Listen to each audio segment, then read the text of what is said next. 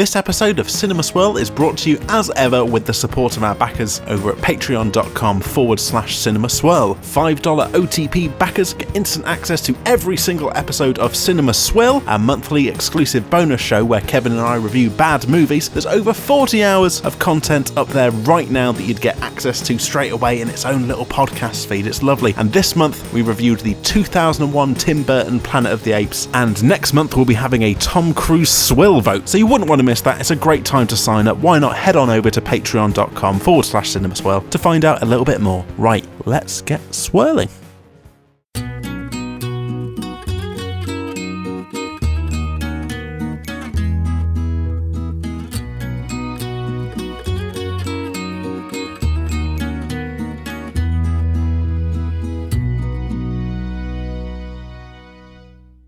Cinema Swirl, a podcast with Sam and Kevin, episode number 77. I am struggling. Help me. Hello, everyone, once again.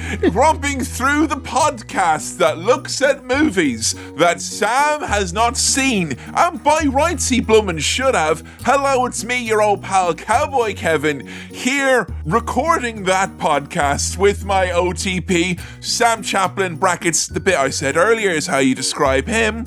How you doing today, Sam? Very well, thank you. I'm in my 30s now, so I'm in the club, by the way. Yay! This is the first recording we've done where I'm in that horrible, horrible club. How you getting on? How you doing? Are you alright? Yeah? Yeah, fine. Got some slippers. You know, I'm sorted. I'll tell you what though, mate. Dirty 30. Have it. Yes. You love it. Yeah, I'm dirty 30, flirty 30, hurty 30. My back is getting me, but, you know, most of all, just glad to still be here. Still kicking. Why don't you get a little bit more dressed up and then we can be shirty 30 together instead? I'm sick and tired of this nonsense. No need to get shirty with me, mate. There's no need. You know, leave it out, all right? Oh, what's that? All aboard! Da-na-na-na-na. Oh no, it's not a train, it's a boat. We're on a Tom Cruise today because it's the Tom Cruise special. Who'd have thought 77 episodes in, and I don't get lucky, then luckier number 77. That's why today we're looking at the darling of Hollywood, one of the biggest names of all time. Apparently, it's Tom Cruise. Sam, what do you know about the golden man of Hollywood? He's shorter than you think. Shorter than you think. I really want to go in guns blazing and just be like, Scientology, mate. He's a Scientologist. That's his thing. Stop it, guys. We gotta stop it. I'll never forget being in Galway, and once all my friends found out about Scientology because they saw a documentary, all sat around the table in the pub. We gotta stop it. Come on, guys. Get another round in. Let's figure it out. They didn't have scampi fries. That would have cracked the code. Yeah. I know the Scientology thing. I know dancing on the sofa, talking about how much he loves Katie Holmes. I was going to ask you why he was dancing on the sofa. I think it was just he was so happy to be so in love with Katie Holmes. I'm in love. Yeah. I'm in love. I think I remember a Balls of Steel, that's a blast from the past, Balls of Steel moment where someone squirted him with a water pistol at an event. Oh, and it became like big news because he was just like, you're a jerk. You're a real jerk. You're a jerk. Why would you do that? And there's just this... Oh, you know what? I was coming here going, my whole angle was going to be like, why is he such a big celeb? And then once you reminded me of that, I'm like, that's why he's one of the most watchable men on the planet, especially if a prank is being done on him. You know what? He was a passionate man, though, wasn't he, in those heady days of the noughties, jumping up and down because he found a woman he loved so much he can make her give birth in silence. He was a very excitable young man, Tom Cruise, wasn't he? Is that a Scientology thing? I think so. Okay. But like, it's ridiculous that a man is allowed to make more noise jumping up and down on a sofa than a woman in labour giving birth to his children. Yes, there's all sorts of things about Tom Cruise. He was and continues to be big celebrity, big Hollywood, big deal. You know, Tom Cruise. He's the Tom Cruise of Tom Cruises. He's Tom Cruise. You know, he is the absolute definition of proving the rule that if you ignore something, it doesn't go away. Because I tried to ignore Tom Cruise because it was just like one of those things that when I was a teenager, he was the big name of the 90s. So once it got into the noughties, you're a little bit sick of him. Like, you know, that's the thing that was always on when I was like a little kid or whatever. And he was still there. And the Mission Impossible movies, of which today we are looking at the first one of, were ubiquitous then, now, and always as Tom Cruise himself. Yes. I'm pretty familiar with Mission Impossible as a thing. I've seen lots of stuff about it. Have you seen any of them? No. That's the thing. I don't think I've seen bits of them. That's the classic Cinema Swirl thing of me saying I've seen bits. Well, I mean, in fairness, we were both watching the MTV Movie Awards back then, so there were some pretty on-the-nose parodies of these. Are you ready to see Will Ferrell pretend to do a heist from Mission Impossible? Because I am.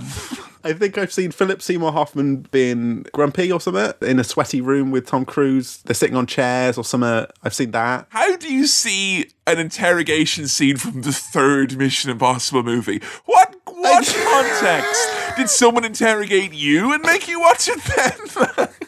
What do you think of this? What do you think of this scene? I bet this is a character for the Philip Seymour Hoffman that you're used to.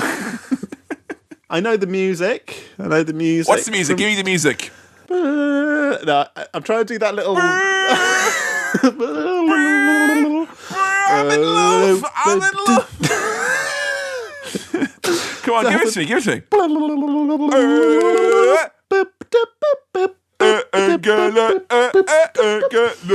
Yeah, England. Football. Here. Do you remember Mission Impossible as a TV series? Is that something that you saw growing up? No, but I think I'm aware of the fact that song predates the films because I feel like I saw something reference that song in something that came out before Mission Impossible. I have no idea what it was or what it is, but I feel like I'm something sure it's else been used as like a mix in, you know, it's been sampled and stuff like that. I'm sure it has been.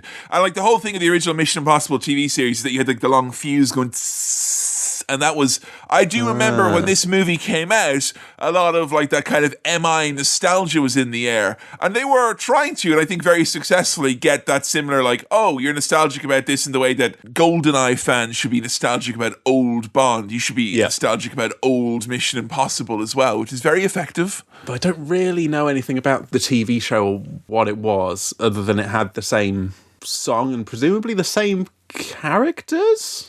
Yeah, okay. Yeah, or some of the same stuff.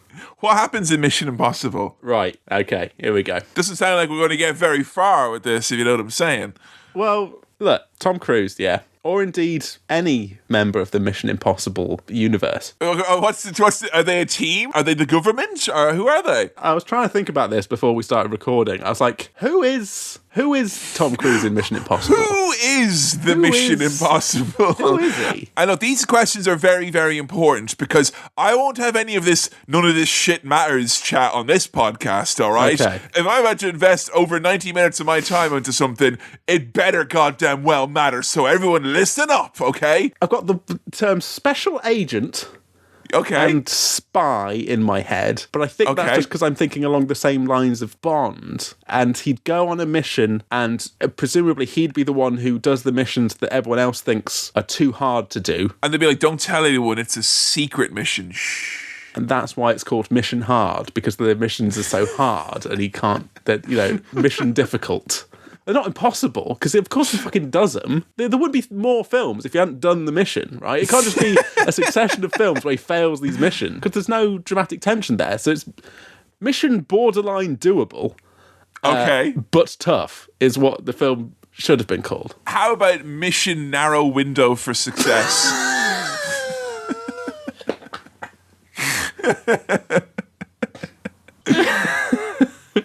MNWFS. Like, what's the wrong? You know, it's a good movie moniker. You know, when you get an achievement on a video game and it comes up and there's a little thing where you can look into how many other people have got that achievement as a percentage of overall players. Look, I'm not denying that it's going to be a really, really small amount of players, but people are still getting that platinum trophy, you know.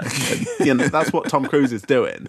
He's a really good gamer in the game of sneaking around and spying or whatever he does. I have a question now, because I feel the water of the Mission Impossible lore and universe beyond, what are they doing then? It doesn't seem to be much deeper than that. So I do want to circle the wagons back around to Tom Cruise and ask you possibly an impossible question that may have to inquire some musing while you're watching this movie. Okay. Can we agree that he's unlikable? Because I don't want to go into another question unless we can kind of establish that. I don't hate him, you know. No. I think, you know, and that's not me saying that I love Scientology or any of the stupid shit that he stands for or the horrible things he's done. But, like, I don't like he doesn't inspire hatred in me like a lot of other men in Hollywood do. I think the thing is, he's interesting, you know, not... But he's unlikable, though, right? He's not hateable, but he's very unlikable, right? Is he too intense, as that is? There's an intensity there. An unknowable intensity, not like kind of this guy, I've seen him get a bit intense at times. It just kind of like, feels like there's an alien energy inside of him. I'd be a fucking Scientologist too if I was Tom Cruise. Is that fucking weird? Here's the thing with Tom Cruise, is that when you see him be relatively normal and charming, that seems like a remarkable thing. The interesting moments of Tom Cruise is when, he actually seems all right there. And everyone's on board with him and he's okay. Like, if he's on, like, Graham Norton or something and he seems nice. But that's because, though, you reckon he's got, like, a team of people that have, like, figured out the exact formulation of questions for him to answer and the manner in which to answer them. And, like, I reckon he practices those things he says on those shows. You know? Like, if anyone had a scripted podcast, it'd be Tom Cruise, not us. Absolutely. You know? Hang on there. Sorry, a second. Hang on. Okay. Yeah, all right, we can go on now. So he goes through almost resurgences of people saying, actually, Tom Cruise is doing some good stuff now. And, you know, he's fun. And like Simon Pegg's best mates with him or something. And everyone's like, well, he must be all right. Because Pegg's great. And they're buddies. They're hanging out. No, Simon Pegg's got that fucking sadness in the eyes, though. Like, not even a million Star Wars movies is going to get rid of that ennui. There is something there, but yeah, no. Tom Cruise, you're right. Not immediately, not likable, not fully hateable. Case in point, around the start of this pandemic, a thing came out where it was him having a meltdown on set.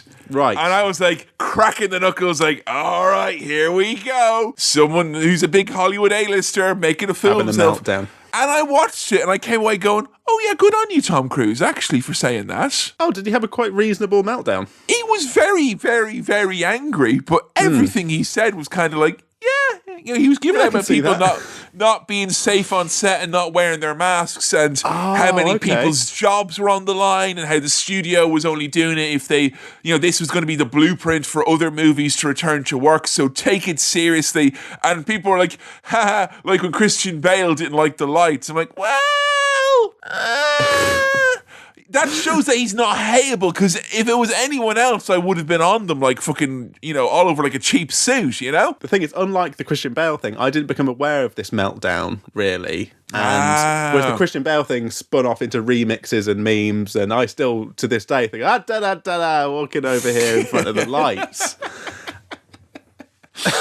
Which is fun stuff. But the one with Cruise didn't have the same effect. And the jerk thing, you know, when he gets sprayed with water and he's like, you're a jerk, you're a real jerk. To be fair, that guy was a jerk. He was. You know? He was a jerk. The man's come to, you know, speak to him for an interview and he's just been sprayed with water. That's a jerk move. So he's almost reasonable in the times when he seems like a bad guy. I'm trying to have a look and see which Tom Cruise movies I've seen, just having a little browse of the Wikipedia. Yeah, like what your history is of him. Because I feel like he's someone who will just be slipped into a movie now and then. You know, like there are all these blockbusters with him in that have just been coming out year on year. I've not seen any of them since the early, like 2004, I think, was the last time I'd seen a Tom Cruise headline movie, until randomly I put on this movie called, like, I think Oblivion or Edge of Tomorrow, which is the most generic sounding thing ever. And it was awesome. It was really good. Okay. It was. Yeah. And they kind of played off of some of his foibles as an actor, you know? Is that a time travel one? Yes, it's very good indeed. You I should haven't go seen check it, but I've heard very good things about it. You all should watch it, in spite of everything your body will tell you as you press the play button. I'm looking through the list of Tom Cruise films. I don't feel like I've seen that many. Like the ones that are coming up are Top Gun. Now, Top Gun I have seen. That's why that wasn't in the vote. Okay, that's all right. Now, which is it's funny because Top Gun not being in the vote was a very upsetting moment for a lot of people, including me for the 5 minutes when I woke up this morning too tired. I was like, why didn't we put that in the vote? Oh, yeah, of course. I've seen it. Yeah, right. So you know those sorts of things where your friends get you round and you're like, let's watch Top Gun, and we'll put Top Gun on and laugh at Top Gun and have a good time watching Top Gun. And I'll tell you what as well. Let's put it on the bloody telly. Have it. Look at him up there on the fucking screen. Hey. So I've watched that with some of my friends. The same group of friends who I watched Star Wars, not the Clone Wars. What's the Put a Crimp in My Day one? The animated one. The Clone Wars. The Clone Wars. The same group we watched that with.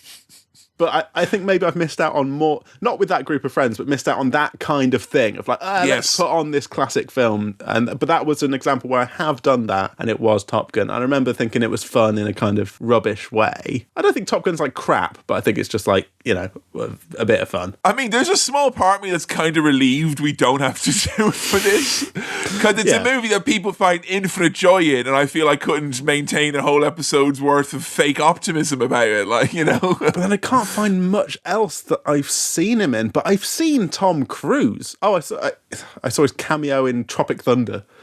The ultimate cameo, am I right? Now, here's the thing. That's what I was going to put to you. And I put it to Joe the intern earlier to see what she reckoned to this. Yeah.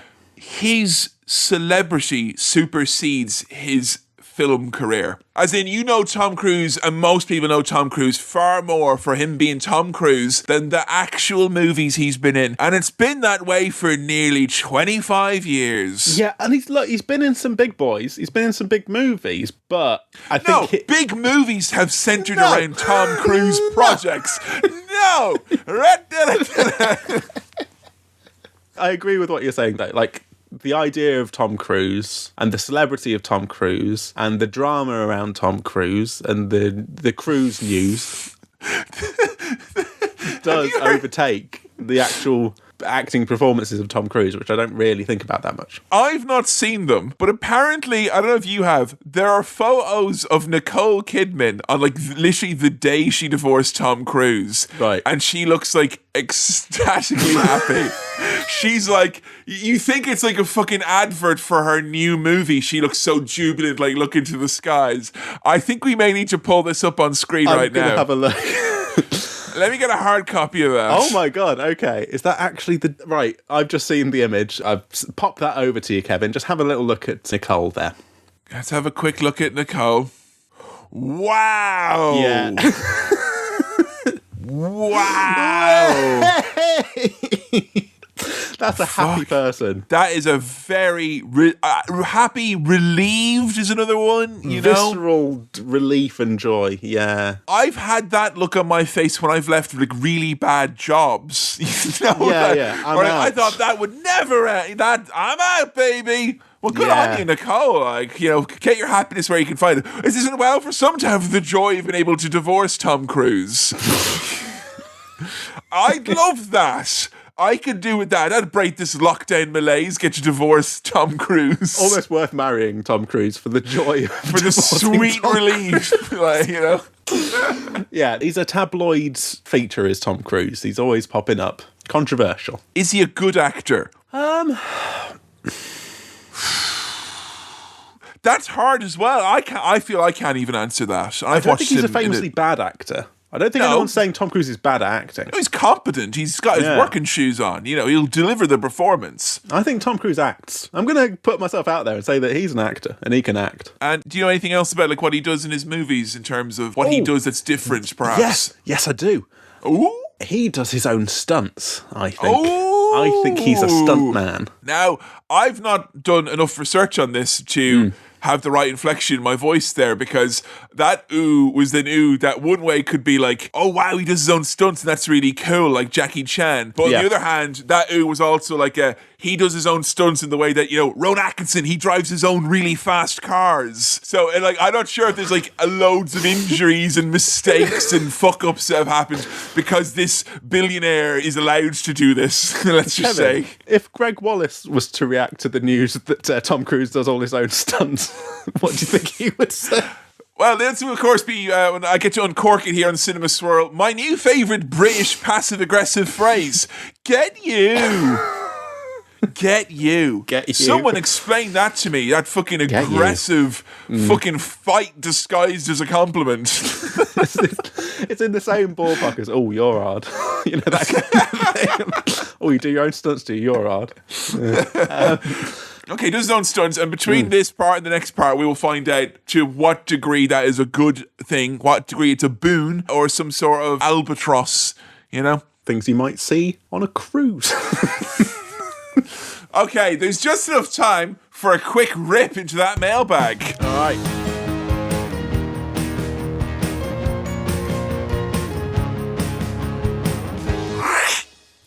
Here we are into the sealed mailbag. I've ripped it open. I've unfurled it. The mailbag's open. We're in. Yeah, we're in the mailbag. Sam's just ripped it, and I'm going to riff it. That's our pitch for our zoo radio career, our shock jock. Ripping and riffing with Sam and Kevin in the morning. Now, next time it'll be your turn to riff and I will rip. Yes. We're riffing and ripping. Here we are in the mailbag. Well, hey, thank you for all your questions into cinemaswirl@gmail.com, by the way. That's cinemaswirl@gmail.com, by the way. Or on the socials, by the way. And by the way, I'd like to say I've read them, and here they are. Well, Mr. Show Off. We'll get you.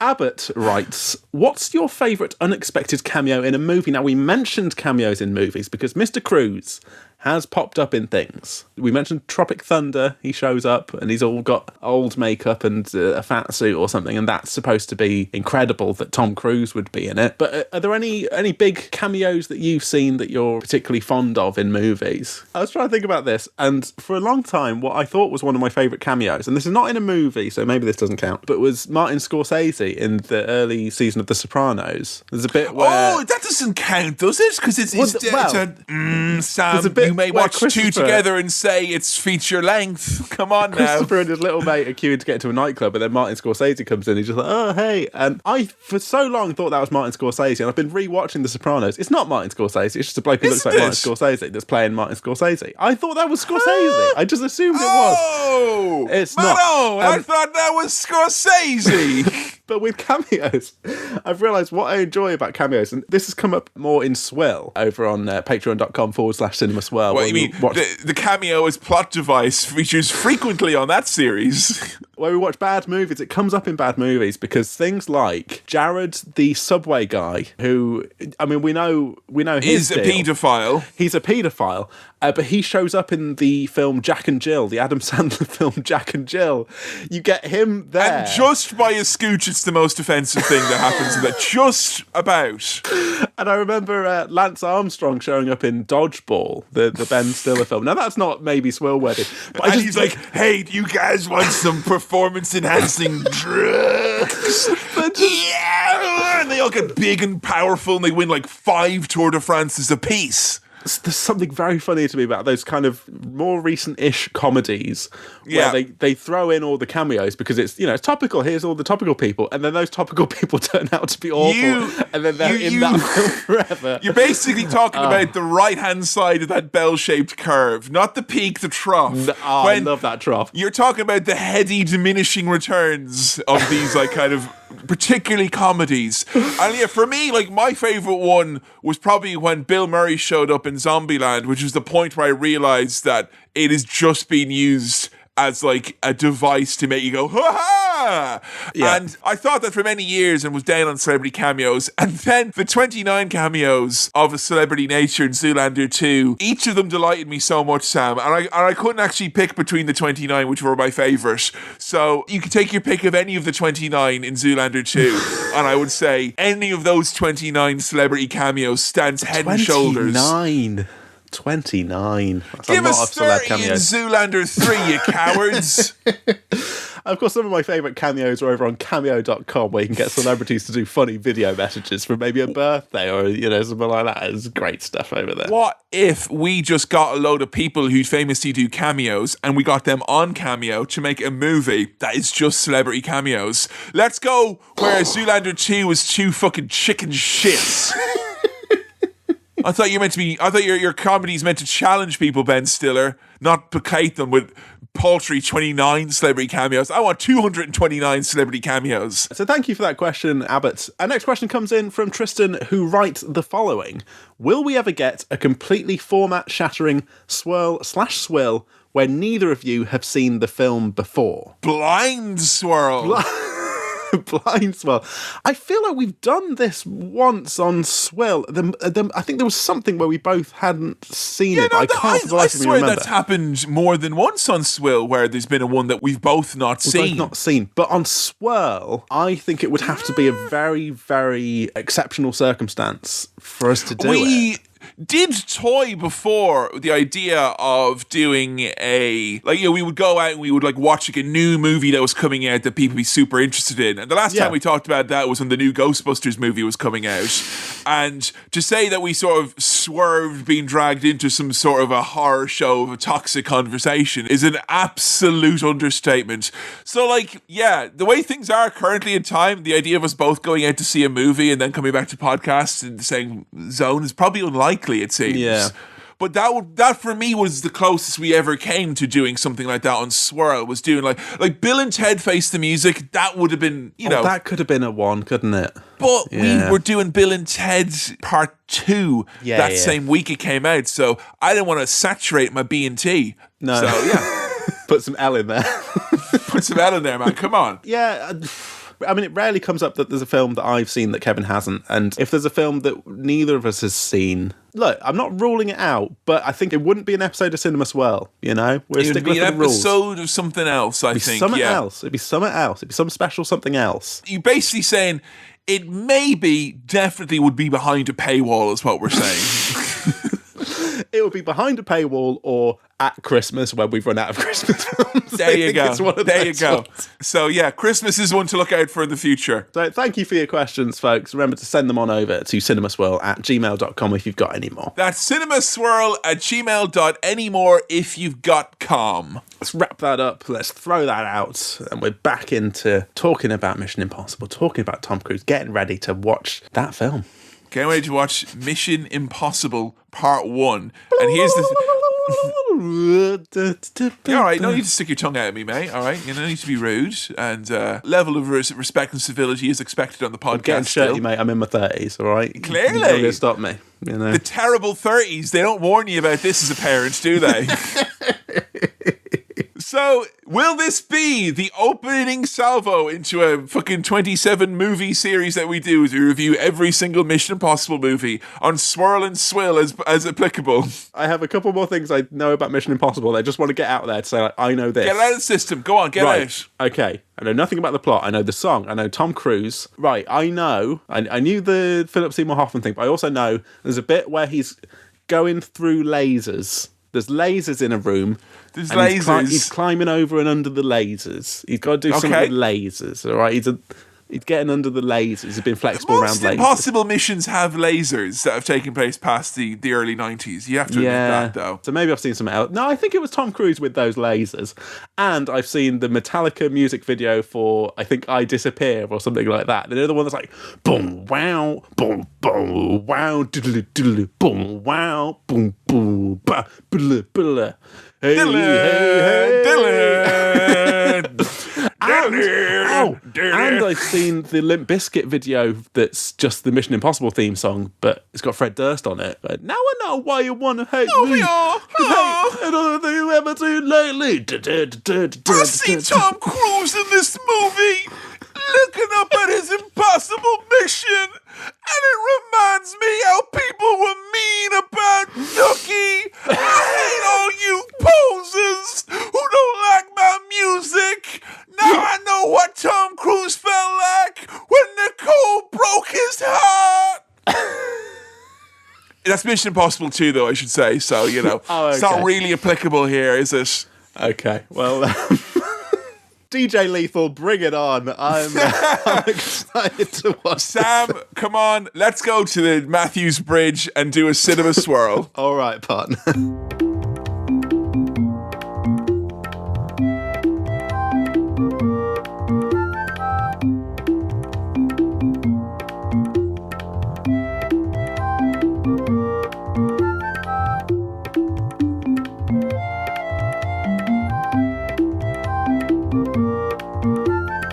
And we're in love.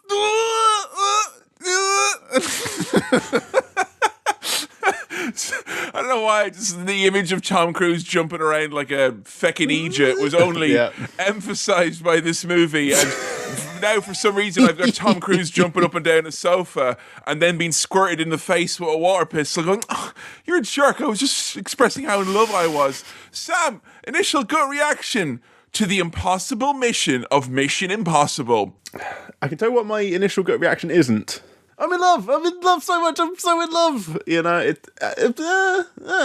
Off the sofa? Are you on terra firma? You're off terra sofa? I'm on the sofa, but I'm sat down normally, just having a nice sit. Haven't watched the movie. Haven't watched the movie.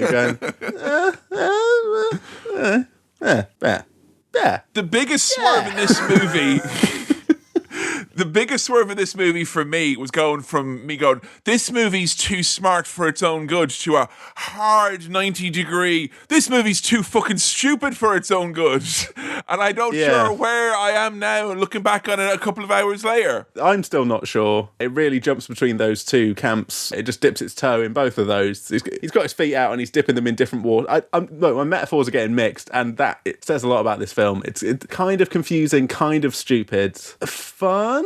Kind of. It seems to be fun asterisk as it stands currently, so perhaps we need to delve a little bit further into the adventures of and I can't believe I forgot to mention this beforehand, the IMF. Not the CIA, the IMF, who work with the CIA. The IMF, who they don't say in the movie what it stands for. Yeah. What do you reckon the IMF stands for? And no, it's not the International Monetary Fund, for all you bloody policy wonks listening there. Do you ever think a policy wonk has ever been called a wonker by anyone?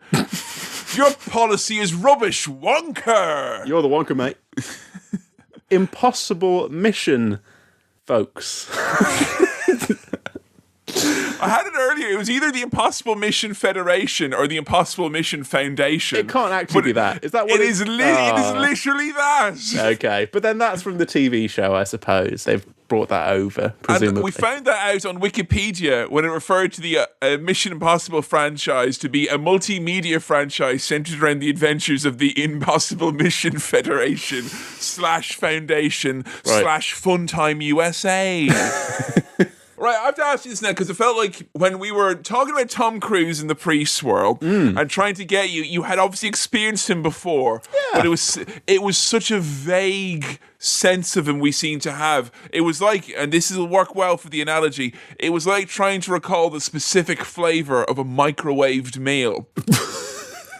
It's very hard to recall that, right? Yeah. But we've just heated it back up again there now with Tom Cruise, having, actually watched him do an acting. So what are your renewed, refreshed, renuked, crispy and dry on the outside thoughts on Tom Cruise, having just seen a solid 95 minutes of Cruise Control? I still feel like he can act. He's an actor. My opinion hasn't really changed. In terms of his acting, it's just, that's acting there. He's acting. He's performing. He's doing the Tom Cruise thing. I think that about him literally any time I see him ever. Oh, but that's true as well.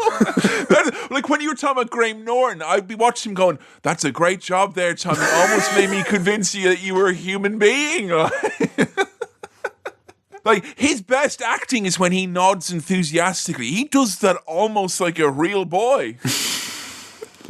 I thought he was like fine in this. Not anything special, not anything terrible. It was, it's what you need for this. You need to kind of he's an action man, but he can be sort of dramatic. He's serious. He is a much slender, lower calorie version of what was being offered by the Arnold Schwarzeneggers of the world up until this point. Yeah. I mean, he's a different type of action hero. He is an action hero for the new millennium, and it's 1996, so what's up with that? You know how they had like new lads in the 90s? He's like new action lads is what he is. And all of us are like, wait, but you're the Hollywood heartthrob of the 80s. Well, I'm doing action now, mate, and I'm going to do all my own stunts as well. Did Arnold Schwarzenegger ever do that? I'm not going to check. Yeah, I don't know. Maybe he did. Maybe. I don't know. He did all his own bodybuilding. That's as impressive as it'll get here, That's the greatest stunt of all, to make your body look like that, We open up in Kiev, brackets. I always wondered if there was a way to create a chicken Kiev from a shop that does not leak. I was going to say, when you said opened up in Kiev, I imagined opening up a Kiev and the Kiev spitting hot garlic butter at me, and it was quite traumatic. Sorry, when you say opening up a Kiev, do you mean literally putting any chicken Kiev in an oven and then cooking it? Because then it'll be like... Here's how bad it is. I once knew a lad back in Galway who thought a chicken Kiev, what it was a traditional... hollow chicken that is served with a pool of salt. That is in a puddle of in a puddle of oil and with little green bits of parsley. Have we not got the technology yet to make that a reality? Come on. Lovely hollowed out sort of chicken igloo.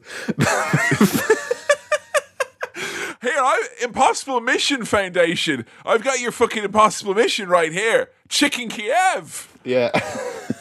A non-lethal Kiev. That's all I want. We open in Kiev and find not garlic butter, but some lads watching a video. It's a video feed, but this video, right, everything about this is, I don't know if I'm supposed to follow what's happening here in this little opening bit where they're introducing some of the characters. And it looks like was he like confessing to something or saying he's done something? And then Tom Cruise rips off a funny mask, and it looks like a stage play, but they're watching it behind the scenes, but he's in a different room nearby.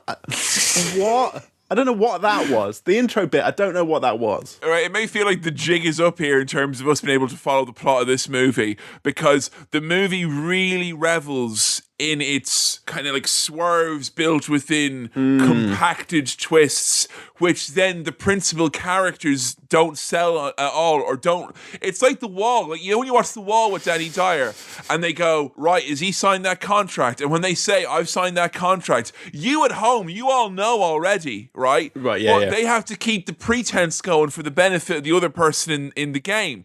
And I feel like I wasn't in on the game, I felt like I was the one who had either not signed the contract or signed the contract, and I was left wondering here, holding the bag for a lot of this movie. Yeah. What this movie needs is Danny Dyer holding a kind of tube that had a contract in it and shaking it out, and like just bits of contract fall out. I need that level of drama. I was not sure what was happening here, but it's just to kind of go, hey, there's twists and people have masks on, and then it's a setup for the money shot of this movie, which is Tom Cruise yanking off the big stretchy mask and not leaving a single bit of residue behind. An image in my head is of Tom Cruise ripping off a mask of like he's Tom Cruise, and he rips off his own face, and there's just Tom Cruise underneath it. It's Tom Cruise all the way down. He just keeps ripping it off. Horrible image. And then followed by him saying that you're a jerk for not being impressed by him doing that. But what I did like, right, was the title sequence, because we get the proper Mission Impossible music, the and it looks like a telly title sequence. Yeah, it very much so. And we did have that cool remix 90s, like all that, like, whoa, Spaceman remix over here. They'll be bopping to that at the club later on, so they will. Has Junkie XL been involved in this soundtrack? Because I spy a remix. This was a pretty massive remix in its own right, yeah. But the one they played here at the start, this was classic 60s. with all the flair and all that. And I'm not sure if that was to lull you into a false sense of security, thinking you were going to watch a regular day at the Mission Impossible IMF Office of Impossible Missions, because they do kind of throw it on its head, the kind of standard formula of the team go and solve a big impossible mission. Well, I imagine what we saw in that title sequence was, and again, I haven't seen the TV show, know nothing, but I imagine that was sort of similar to what the title sequence was for the TV show, because I think of any film I've ever seen, that was the most, that the title sequence just felt like a telly title sequence, like I was watching a TV show for that title sequence. Particularly very 90s with the slanty kind of camera we get here, reminiscent of a Battlefield Earth almost it was, Sam, several times throughout this. In fact, it was so telly-like, that title sequence, that for a minute I thought I was watching the wrong thing, and I might have been... I might have had access to like an offshoot TV show, a rebooted TV show. Or we were about to watch an MTV special where they interviewed Tom Cruise about the making of this movie on a big set on nice director chairs, you know? Well, he's standing on top of the director's chair, just going, hey, I love this movie. I love this movie.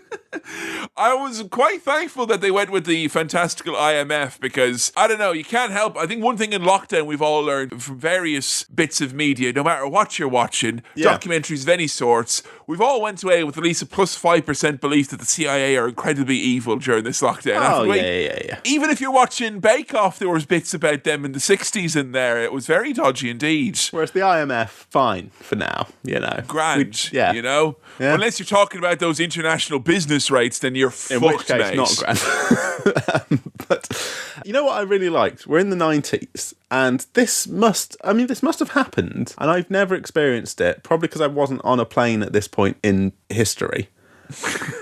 But bringing around tapes for you to watch. When you watch a movie on a plane, bringing around tapes. You've got little tapes that you put in little special cassettes that you put in a little side thing. This was wild for me because I always thought, obviously wrongly as a child, that a regular cassette tape for listening to music on, you couldn't have video on there because it was only big enough to house the audio, and he needed a big VHS to fit all video as well, the visuals as well. And I'm not sure if this is some Illuminati shit and John Voight here gets access to this next level because he's a snake person. But what is the deal? They have little cassettes. All the space that was wasted. Remember when DVDs came around and we thought, oh, we're saving a good half-inch on shelf space there, Sam. And John Voight was there with his audio cassettes with feature films on them the whole time. But what you got to bear in mind is that's for those little airline screens, right? So it can store video, but little video, you know. You're not getting full 480p or whatever. Yeah, we're over there with a full-size VHSs and looking at him with, imagine this tiny little screen that he's got. Back in the good old days when the size of your bit of media told you how big your player was. Then the mini disc came and made it all confusing. And it's never been the same since. But I think that must be a thing off of the TV show as well. The idea that you get a little tape and it self-destructs. That's all. I like that. I like that kind of thing. The whole, this message will self-destruct, so it will, if it's not properly kept in a watertight container and you don't keep it away from any explosives as well. But that's a famous bit of the movie. I was wondering if you were aware of that. This is going to self-destruct, etc. They've done that in The Simpsons, I'm sure. I think I did know that. It kind of slipped my mind. I mean, even that was in the end of the Limp Bizkit video for what I've now realised was Mission Impossible 2 or 3 or something. Yeah, but, as we said, is Mission Impossible 2. This review for my album will self-destruct if not reflective of my values. DJ Lethal, bring it on. And, you know, look, okay, so plot point here. We get this on the little tape, okay? Some bad lad, he's nicked a big list of spies. He's got the knock list, Sam. Got the knock list, which stands for, because I definitely remember, not on computer. People who are not on computer. Not on computer. Yeah. Look at this non-Y2K compliant division flying by the seat of its pants. Not on computer, fully analog. Now, what does knock mean? Not near, not of concern. Nemesis of the CIA. I can't remember what it means, but it means like all the IMF spies, or no, a bunch of spies who you don't want people knowing that they're spies. He's got one half of the list, which needs to be married up to the other half of the list, which he's on his way to get. And so the IMF. The problem is in this, Sam, is everyone is too bloody motivated and they're off doing everything. And there's no character who comes in and goes, Nicholas, why would we care about that? Why would that be the thrust of this balls to the wall action spy rom? No, too slow. Simon Pegg's character not introduced yet. Get out of here. Was he there just to be like, and here's what NOC stands for, and say it, and then go off? And to bring some much needed levity as Tom Cruise gets his hooks into him and sucks out his enthusiasm and makes him all sad and disillusioned. Also, you can tell that this is the 90s before the 2000s, because that tape self-destructs on a plane. It bursts into flames on a plane. Get this, as Jon Voight smokes a cigarette. And no, it's ridiculous. Jon Voight was able to still, this is back when you could put him in a movie still. Like, he could be paid for being in the film, like, as opposed to, like, giving him a free car or a month of meat or something like that. And he was smoking on a plane as well. Crazy. Right, I don't know much about Jon Voight. Should I know much about Jon Voight? I mean, Jon Voight is just one of those names that kind of slightly drifted into online extremism in the last few years. And as such, the last performance of Jon Voight I saw was him saying that, you know, that crazy guy, that real extreme fellow, Joe Biden. He was saying that he was a Satanist and a terrorist and all that kind of thing. Okay. And, you know, if Jon Voight of Anaconda fame says it, it's got to be true. That's all I need to know. Thank you, Kevin. I now kind of understand. And he was awarded the Presidential Medal of Freedom, I believe, as well, for his services in the fight against mutant snakes in the Anaconda film franchise. So, the boss here, who's called Jim, but he's played by Mr. Voight, is explaining the mission to everyone and going, here's what we've got to do. And Tom Cruise, the young whippersnapper's there, going, hey, why don't you get some better coffee next time, all right? This is God. And they're all having fun banter. They're a fun team. How in the 90s is that meant to be personable? Young fucker with his haircut coming in telling me about my coffee now. What's this? You'll drink what you're given, Tom, okay? We've got bigger things to be dealing with. Taxpayers' money, and he's fucking off buying his fancy coffee now, is he? Maxwell House is too good for the IMF, apparently.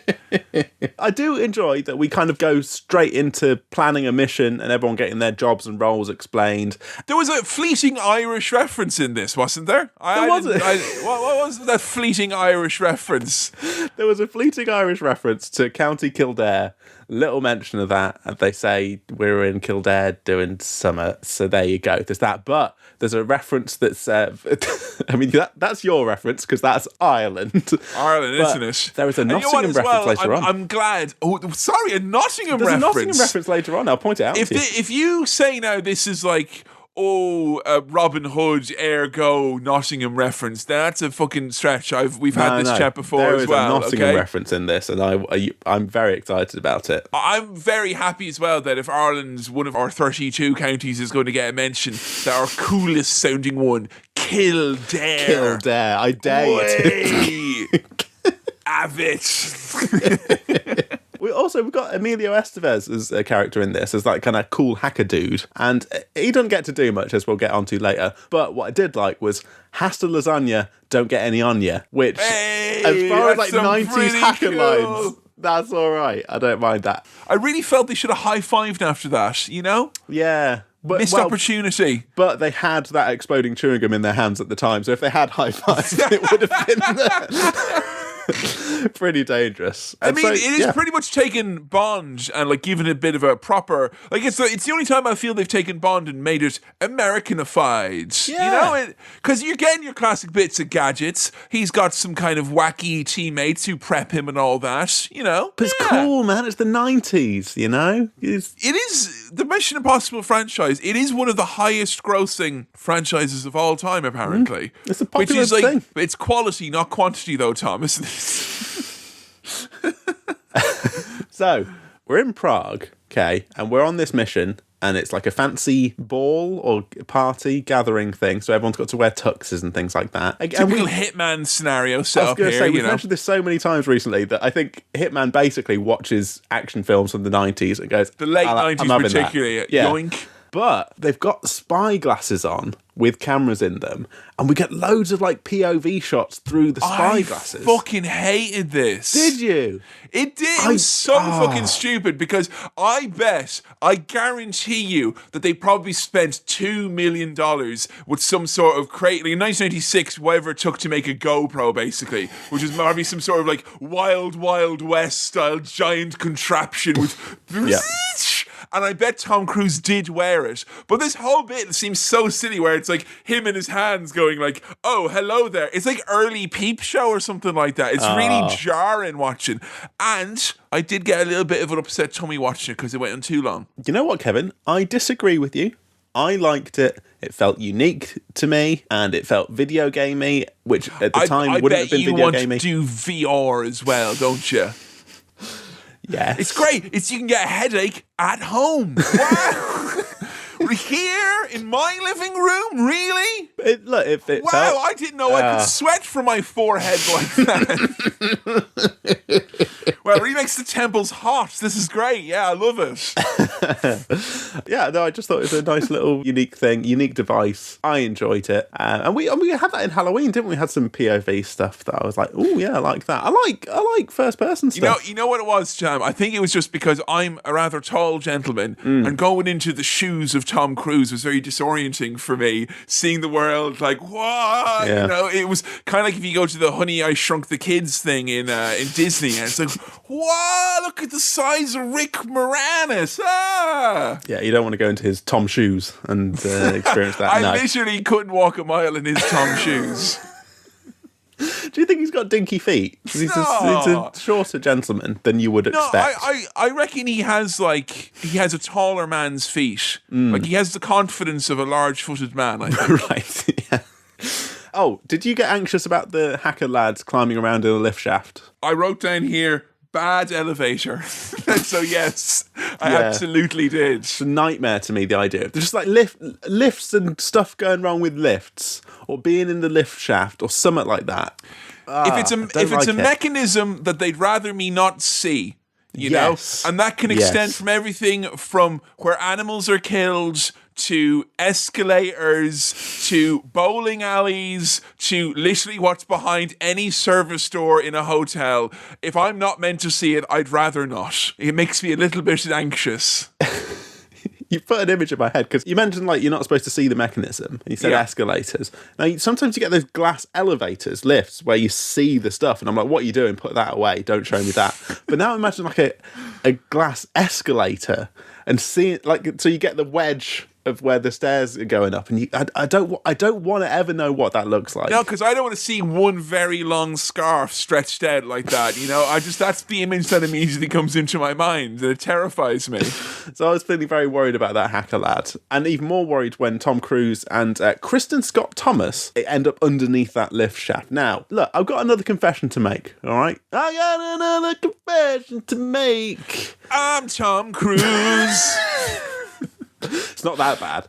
My confession. Someone being a jerk to you. Very good.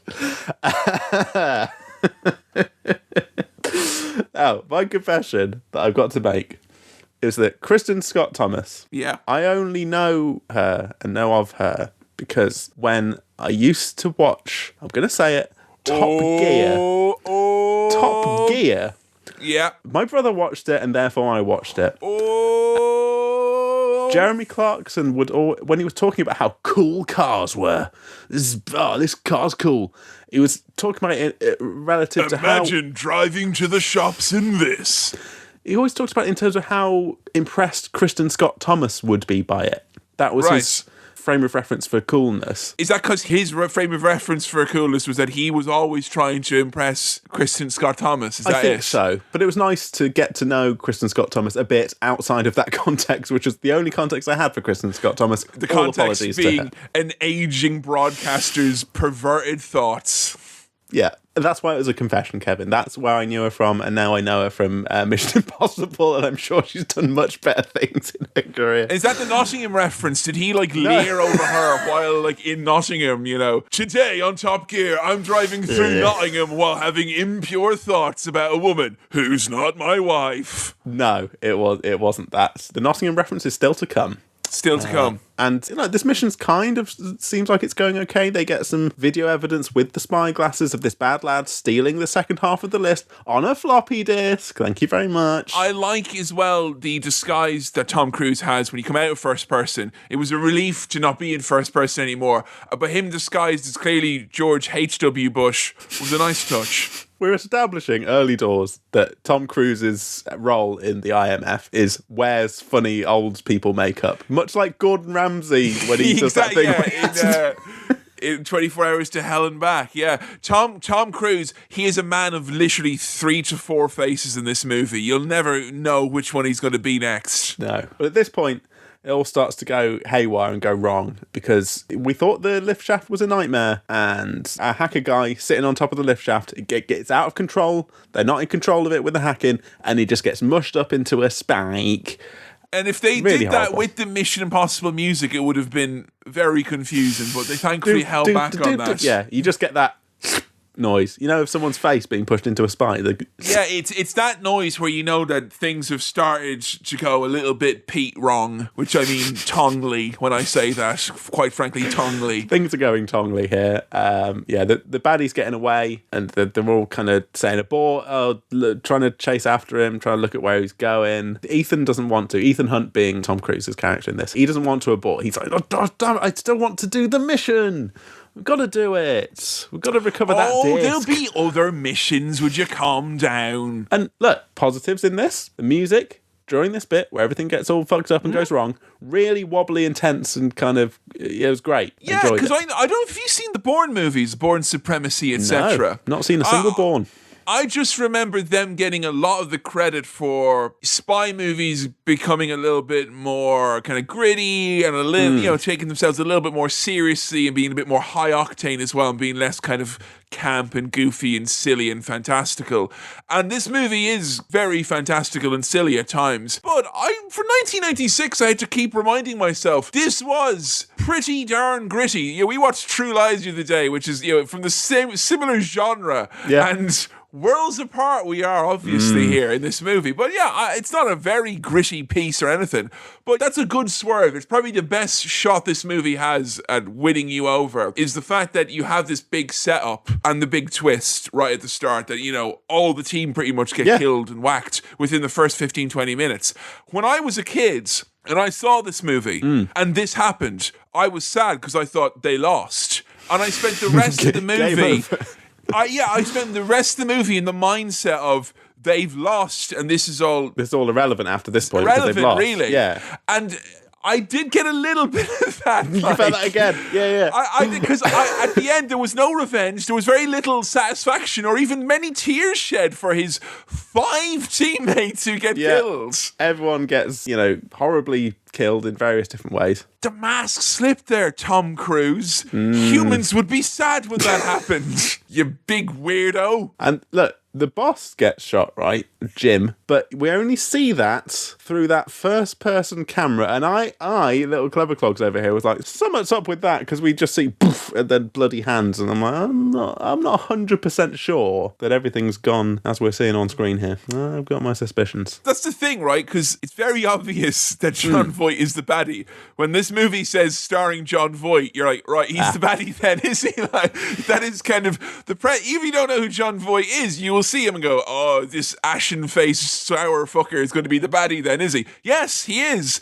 And the movie is very good at letting you know that someone is probably not who they seem, or there's a twist, or it's not as it's been plainly shown to you, but it's less good at explaining the whys. Why? Yeah. And I have left this movie once again struggling to give a motivation for John Voight to pretend to shoot himself and follow through by throwing himself off a bridge into a smelly river. Yeah. And that was like, I just have this image of him getting out of the river 5 minutes later, going, all right, we got him. All right, I'm going to dry off and like lay low for another act. But all the rest of the crew are blown up, apart from, as is revealed later, the getaway driver, Claire, who is John Voight's wife within this crew. Her car blows up, but she's not actually dead. But Kristen Scott Thomas is dead. The disc thief is also dead. And the disc is dead. And by that I mean stolen. And not there. And Ethan's the only one left. Just before the target got killed, there was a great bit where he was being tailed and they rang back to HQ and they said, the package is out in the open. And I just thought, have it! I thought that, does so I sound did. Funny, doesn't it? When they're talking about the package being out in the open. It'll get cold at night time, you know? Way! So Ethan's now picked up by, I'm guessing, the bigger boss of the IMF or something? Yeah, he's like the handler. And straight away, you're like, there's no suspense in the scene because the scene is building towards the boss revealing to Ethan Hunt, Tom Cruise, he's built towards him going, there's a mole and we think it's you. And but you're immediately going in already off kilter because he looks to the camera and goes, but why is he right in Prague already? Like, so you already go in knowing that, right, a twist, but you don't really know how or why. It just is. I think it's just giving us that feeling of twists and not quite know. Because there's a bit where he's saying, I knew there were other agents there too. I saw them, including that one there and that one there and that one there. And then this boss guy is like, it's a mole hunt and there's a mole and all those other people have had to die for us to find out who I don't understand what's happening or why. Like the fact that I can't follow these late 90s twists for twist's sake, and it's my job mostly to watch wrestling, is saying something because like they are just for the sake of Tom Cruise being able to look shocked, which is what he spends most of the movie doing in various forms, is acting surprised. I'm sure someone could write in and tell us, you know, what's happening and why it's happening. But I think what this film is doing is it's a film you have to feel. You have to just feel what's happening. It's gently hurrying you along. You know, that's all it's doing. If you've ever been into a museum where they kind of like, we don't want you looking at this for too long because there's a line, and you kind of will get you won't get shoved. You will be shushed along, though, in a sense. Yeah, it's just like, look, the camera angles are tilted, they're low down, things are tense. It's building up to a twist here with and then Tom Cruise puts some exploding chewing gum on the glass. This is a fish tank in this restaurant that he's in, and it blows up, and he gets away. And we get tense dialogue such as, there's a mole, and this was a mole hunt. This was a mole hunt, and you're the mole. We think you're the mole. And that's why we were doing the mole hunt. He's like, so if you just kind of want to come along quietly with us now, come on now. Now that's an impossible mission. He's not going to come on quietly. No, I don't want to get into the nitty gritty of like, why did all the other ones have to die? With that, they weren't moles. So how brutal this IMF are? As an animal welfare enthusiast, Sam, anyone who would see this would want it to be a more humane mole hunt than what we got. There's a lot of potential mole blood on your hand here for no good reason. I know it's not his jurisdiction, but Brian May probably wouldn't be happy with this. You know, he's we know how he feels about badgers. Maybe he fucking hates moles. he's pro-badger, anti-mole. But, there's a mention of, like, this is job 314 for someone called Max, who we've got contact who we know is planning. So there's all these little things dropped in, and so we've got Ethan going back to the safe house, searching on Usenet groups on oldie-timey internet. Oh, this internet was amazing. I do like oldie-timey spy internet. Just typing stuff in. Didn't they have a semicolon in one of the email addresses? God, the innocence of it all. Yeah. And he quickly realises that job 314 is actually Job 314, and it's Bible related. How does he figure that out? Does he just see? I think he just sees a Bible or just thinks Bible or something. Now, I've never read the Da Vinci Code nor seen the movie, but I imagine it's stuff like this, right? Where someone figures something out and it happens really quickly, and then he puts on a coat and leaves the room before you have a chance to think about it, and it gives the illusion of it being like, aha! Is that it? I think so. And look, what this made me think was that if I could go back in time to the 90s, I think I'd be a great kind of Ethan Hunt here. Because from what I can tell, because the internet was smaller then, there were less web pages, there were less people on it. right? You think he'd be a big fish in a small pond, is what you're saying, as an internet boy back in the 90s. I've had so much experience of Googling shit, you know. I know to put inverted commas around stuff so that you get the whole phrase. You know, I know that stuff. And what he's doing is, because he's realised it's Job, he's going on various, like, Bible study websites and just trying to find anyone called Max on these things. And it fucking works. He's just shooting off emails to anyone on Bible study groups called Max in the hope that will do something. He's leaving a paper trail, a digital paper trail, a mile long as well, Sam. Not taking any notice of his internet footprint or where he's left those marks. But I love this part here, which happens in the middle of this big kind of, I mean, it's the closest this movie comes to Blade Runner, quite frankly, this big sleuthing sequence here. And then randomly we're shook out of it as the ghost of John Voight appears. And he's like, you killed me. The fucking ghost of Christmas Yet to Be showing up here. And like, what the fuck was that? Just a bit of fun for us to get an insight into Tom's mindset at the time, that he was very tired and stressed and confused as to what was going on. And it's not as if he's prone to this type of behaviour, because it never happens again. No, just a one-off there. But it's because the boss's wife, Claire, is here. She's shown up in the safe house. Ethan's very aggravated because he's like, I saw you explode. I need to know if you noticed this as well. But there's something about Tom Cruise aiming a gun in his socks that makes him look extra small. Like it really made him look like a little boy with daddy's gun or something like that. You know? What have you been up to when Dad's away on his business trip? Nothing. Put it back. I didn't notice it, but I do want to go back and look at him in his socks pointing a gun. Bless him. Very suspicious of Claire and having to reveal to her they're dead. They're all dead. He thought she was dead. They're dead. And he's searching her, and it's a bit weird how vigorously he's trying to figure out if she's a baddie or a double agent or something. But that's interrupted by the fact that we do get a message from Max on the fucking Bible study Usenet MSN Messenger AIM group that send a thing, say, oh, meet me here on a street corner to buy some cigarettes from this bloke, and then I'll know who it is. So that's all worked out fine. It's just moving at pace here. It's kind of like if you're a firm believer of the theory that things will just find a way of working themselves out, and then you just sit at home and watch your many problems just sort themselves out. Can we come back to the first person thing as he kind of goes to do this meeting? I've got a sore eye today, and I think it's because of all this first person crap. No. Hurt your eyes having to look at all this first person stuff. Yeah, you've got enough first person things in your own life to be looking at, not to have to. Yeah, when you're watching something, you want the third person. You know, you don't want first person. That's too much strain. It is, and if you're saying it's first person, it's a bit wrong, isn't it? Because I'm seeing the first person within. I'm the first person. It can't be. Tom Cruise doesn't live inside me. Jesus, there's a thought. That's a horrible image. Tell you what, he could probably fit because he's only little. So he is. But my brain is very sofa-like, so I'd be very upset if he saw anything that he loved a lot, like, you know, like a woman giving birth in pure silence. He'd be jumping up and down, and I'd have a hemorrhage then. So he gets in the car with these creepy lads he gets bundled in, puts on a blindfold, so we see that in first person. And then another twist, Kevin. It turns out that the doctor is a woman. I mean, Max that we're looking for is a woman. But he didn't expect that. An English woman. Can you believe it? Wow. And so what's he doing at this point, revealing that the disc that she's bought the disc. She's bought the disc. The floppy disk. Right. See, I got confused here about what was going on because they do some sort of a deal involving the disc and the list, and there's something here where I believe like she knows that he's not who he's saying he is, but they know that they can have come to a mutual agreement and all that. And I was very down on myself when I was watching this and failing to follow it, and I was like not feeling very good about my ability to understand this clearly very intelligent movie.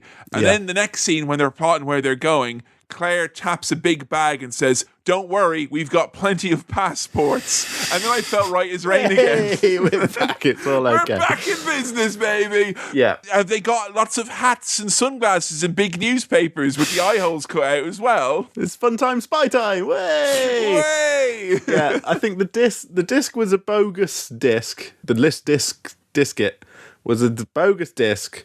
When they put it in the computer, it alerted some baddies to their presence. So the baddies came in, they got away, off they go. And now Max, who is the English woman, wants 10 million. No. Tom Cruise is going to buy she's going to buy the disc from Tom Cruise for 10 million in exchange for the list, but he wants Job to be there at the exchange. That's his deal. Or something. I can't remember. Money's changing. This is the thing, but the big bag of passports. All roads lead to Job. I think Job is John Voight. I think I need to eat a big bag of passports to feel better about myself, because I got really confused there.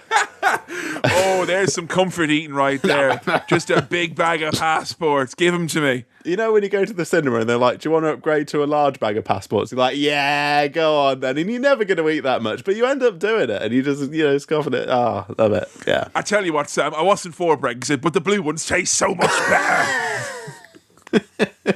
Saltier. You don't have Brussels telling you can't put that much salt on it, So Ethan and Claire, they've got to recover the disc. So they're the actual list. They need the list. And they need a crack team to get that list that was not on that disc. And they go to the online list, which is a disc of sorts, featuring the team, the list of disavowed agents. Yes. Which is nice to know that there's this big top secret list of like people who the CIA are interested in. There's tens of millions going for it. But this list of everyone who's ever seemingly been in the CIA, knows all their secrets and are out on the run, that seems fairly like public domain. Yeah, fuck it. We'll just get the disavowed list. Yeah. Also, calling it disavowed just seems... Yeah, it's a bit fucking...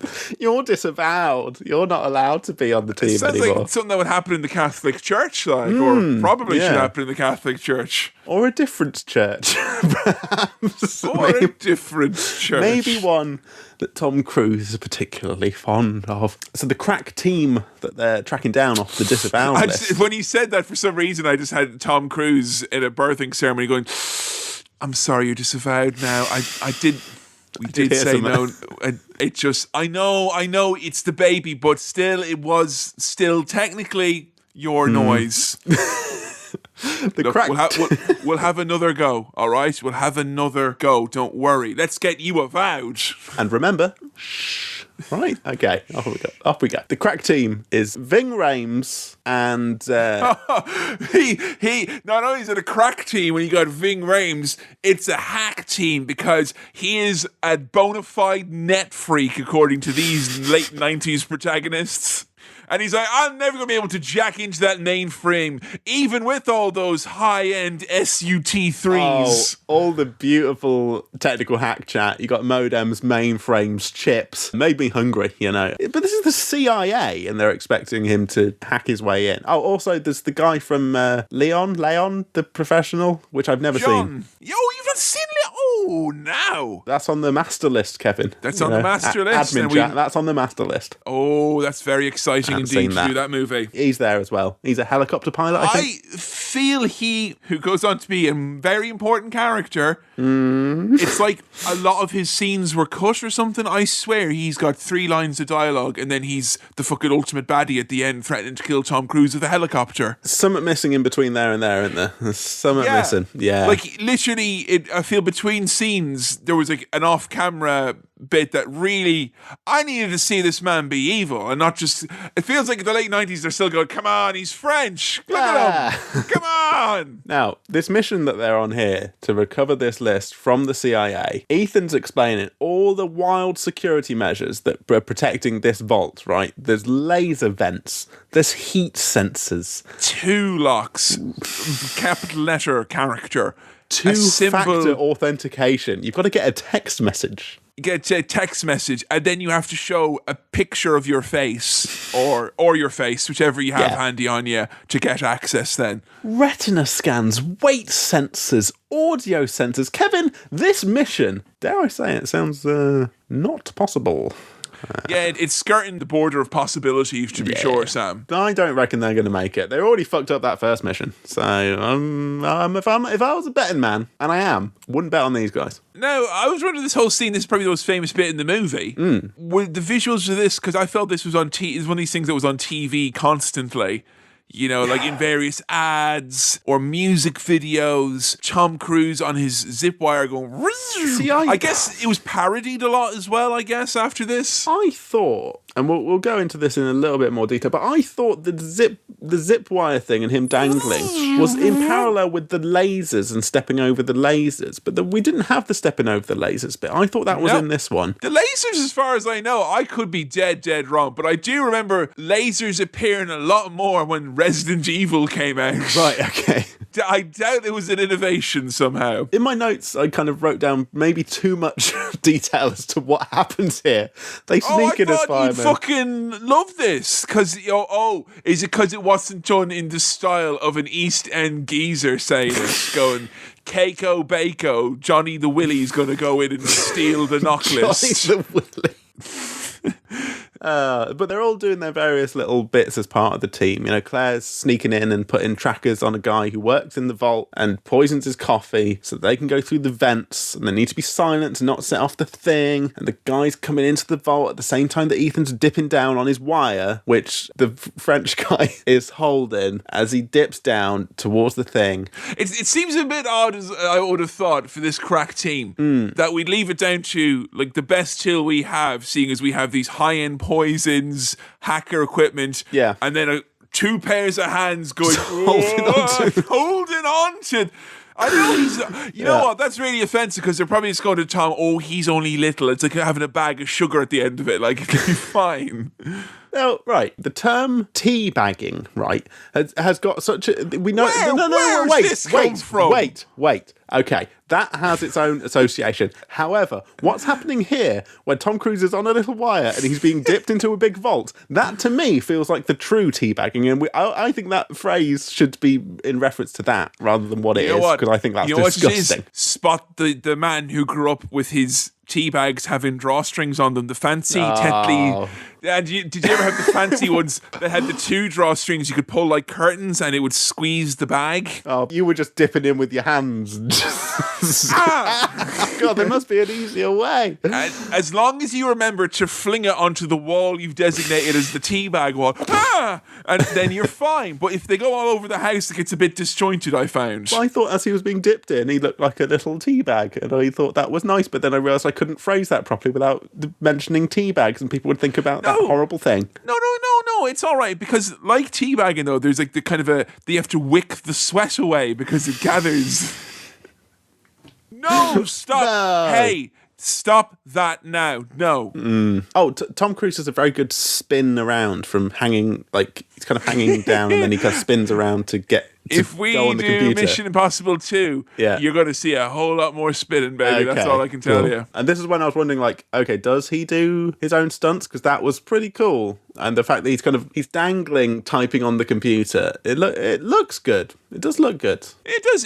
He sweats and he sweats some more. And I think Tom Cruise is always going to do something that seems like what he's doing here seems like, when you think about it for any length of time, like it is like way more difficult than you would probably think if you just think about it for 2 seconds. And that's classic Cruise here, because he probably was sweating all over, full body workout, 6-hour shoots getting rigged up into this thing in a row. I bet he was probably in that position for a day at a time. I've got a kind of plot hole question for you here, Kevin. I've noticed something wrong with this film. Whoa.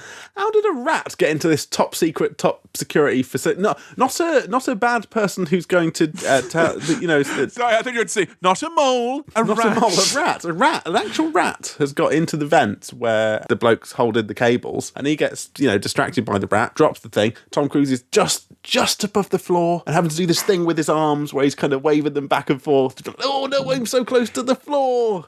He did that just long enough for it to be silly, and I did start laughing. It was funny. Yeah. Look, I imagine it would be hard to keep your arms off the floor. The thing as well is, because he's wearing glasses, it's like he's a nerd who's been strung up by a bunch of jocks, and he's like,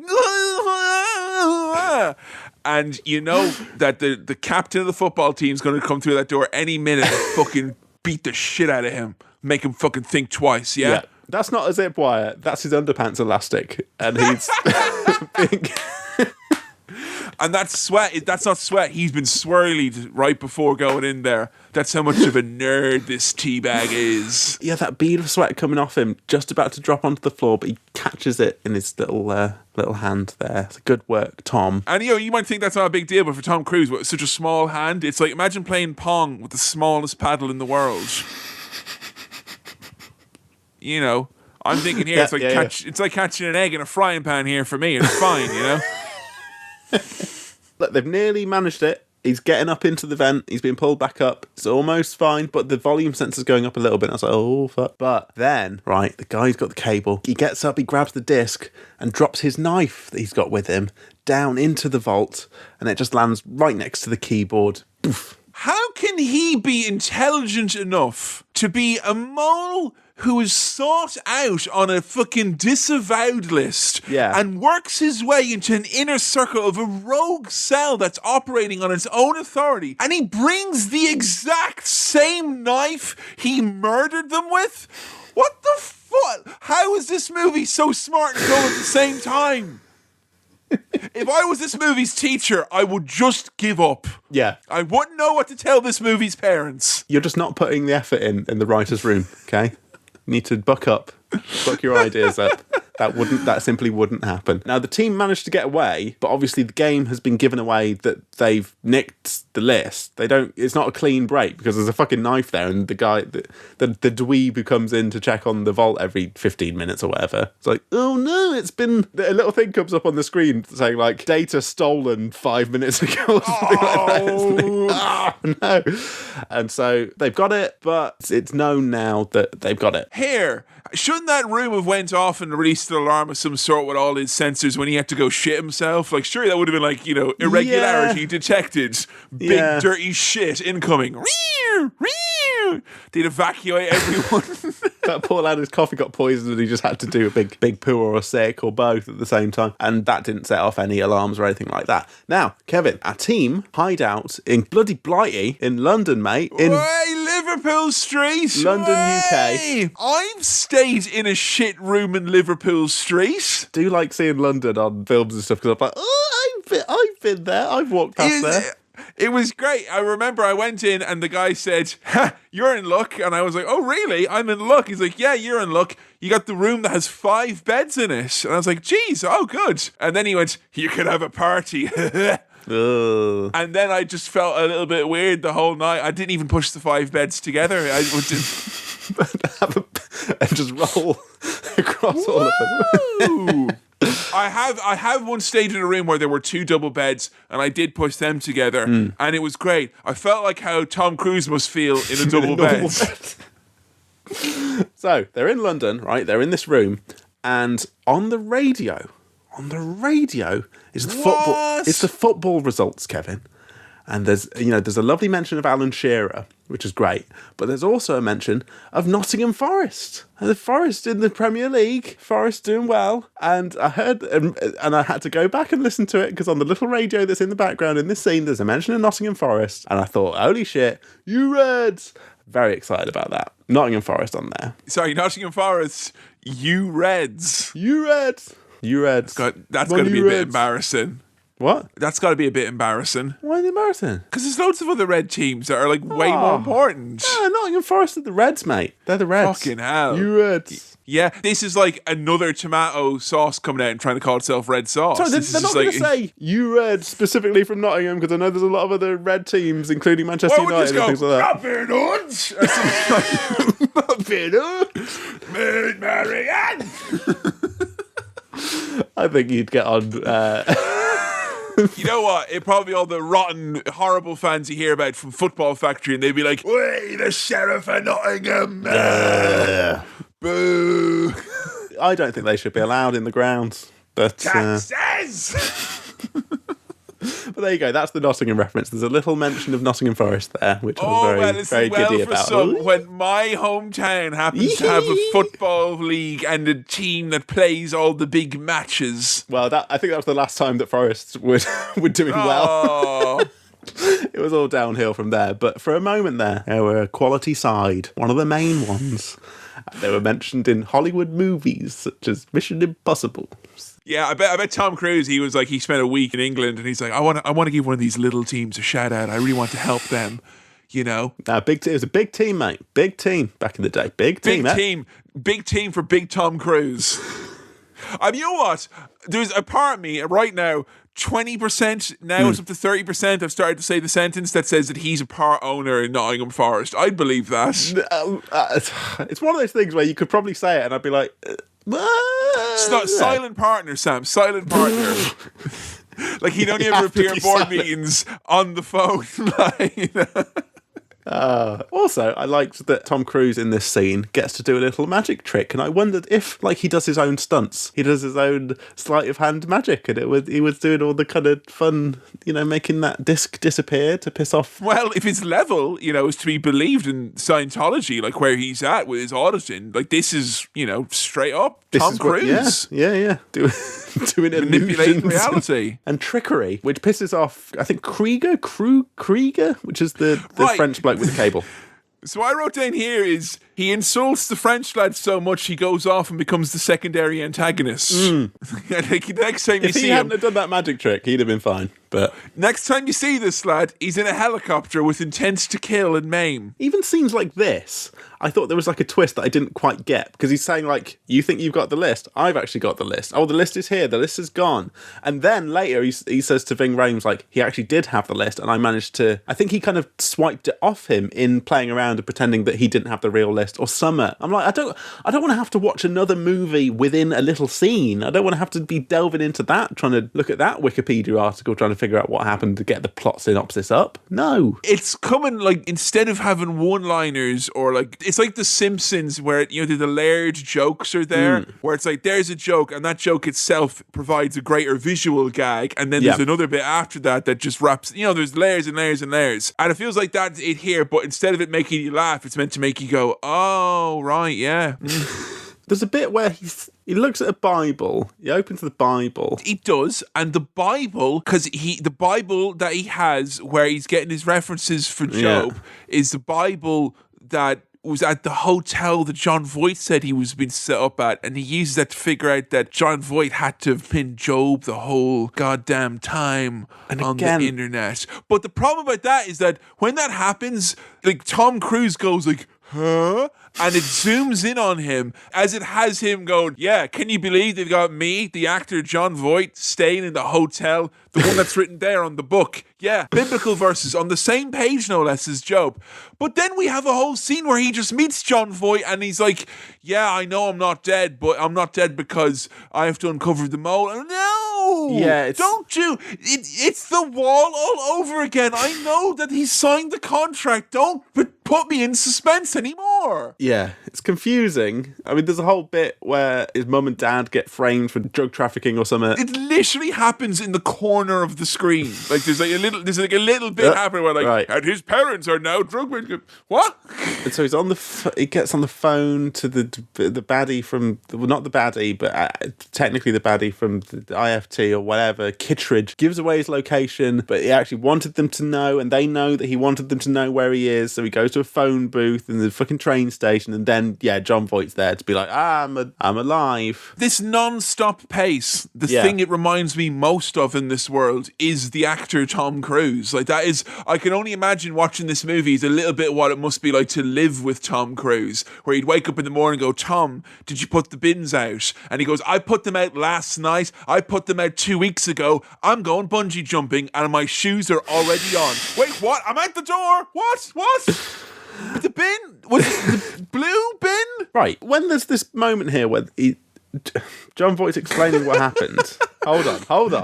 The plot is making you sigh at this point. John Voight's explaining what happened, right? And what he says happens. We also get a flashback to what actually happened, contradicting what he said, which is kind of supposed to say Tom Cruise kind of knows what's up, and he's sort of, here's what really happened, but he's going to go along with this. But we get the reveal that his backup man for stabbing Kristen Scott Thomas was the French cable man, the man who held the... And I'm like, Tom Cruise doesn't know that. Does he? Tom Cruise isn't supposed to know that. So why is that in... Why do we have more knowledge of what's going on than Tom Cruise does? But he has a bit, but not all of it. But we get some of it. And he's not letting on what he knows as well. That's the bit. You need to be letting on. We're on this journey with you, Tom. We're meant to be your friends. It's meant to be a cruise, not a yacht. I started to not know if I knew what I didn't know. And that's easy for me to say. Oh because, my God. And yeah, then he's actively suspecting Claire as well. He's like, is Claire on it as well? And like going into the final act, you're just filled with paranoia and a bit of uncertainty, which I guess they wanted to take you away from the fist-pumping spy thrillers of the 80s and the 70s. They wanted to make it seem more like what I'm sure... Yeah, intrigue and like, no, you can't trust anyone and you don't know where you are and undercover and all that jazz. And I think they're just trying... It's a bit much to fit into what is still a very short, tight little action movie. It's too big for its own britches here with these twists at the end. The final bit, right? But I don't care because they're on a train now. They're on a train. Yay! Choo-choo! And so Ethan, right, he's given... The disc has been given to Max, who tells him that the...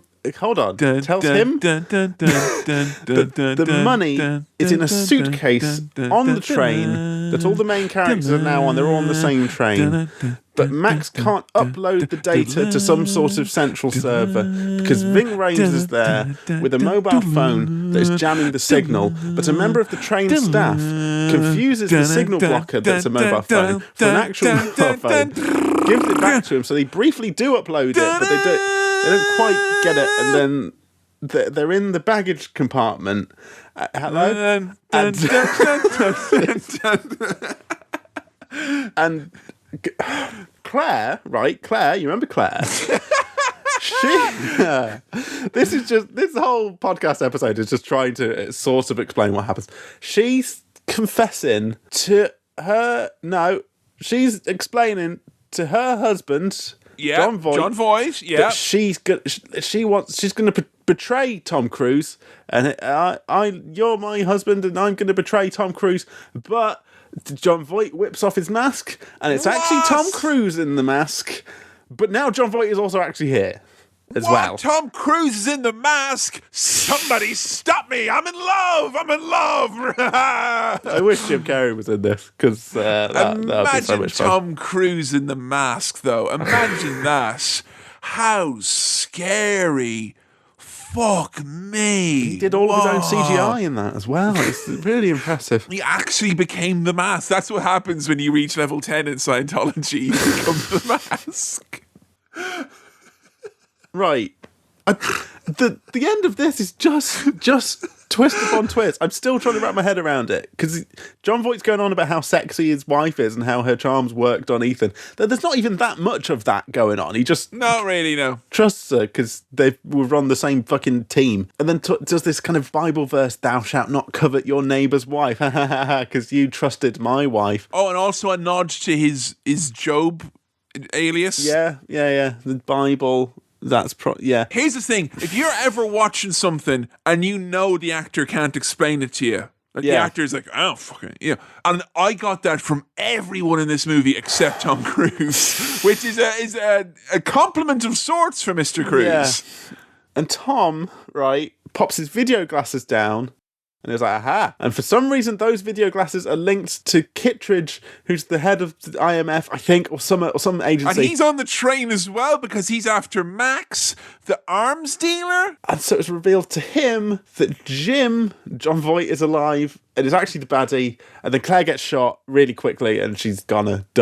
But look, I tell you what, though, when they go up on the roof of that train, I loved how many times you see people on the top of the train and it's very silly or just kind of walking around. That proper, it's going to rip the skin off you. That the wind is, that. And for 96, the effects here were exquisitely good. I was happy with the effects here. This feels like eating a big bag of passports again after what was a complete, what am I meant to know that's happened here?